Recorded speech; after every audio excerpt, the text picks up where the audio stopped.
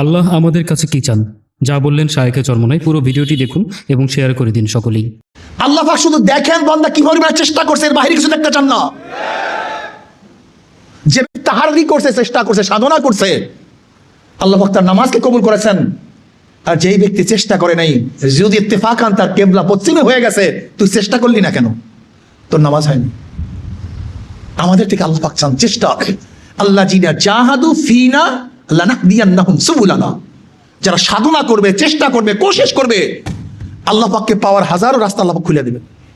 হাজারো রাস্তা খুলে দিবেন যদি চেষ্টা করেন, সাধনা করেন। সাধনার বহুত দাম, চেষ্টার বহুত দাম। যেমন কেমন চেষ্টা, কেমন সাধনা।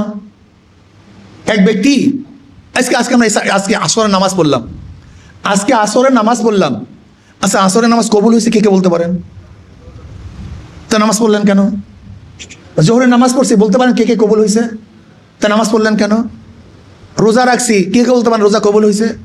রাখলেন কেন? দেখেন আমাদের কাজটা কি কবুল হওয়া এবং না হয় আমার দায়িত্ব না। আমার দায়িত্ব হলে আল্লাহ পাক যেভাবে হুকুম করছেন সেইভাবে কাজটাকে, কথা বলেন, সেইভাবে আঞ্জাম দেয়া, সেইভাবে কাজটাকে পালন করা। কবুল করা এবং না করার মালিককে।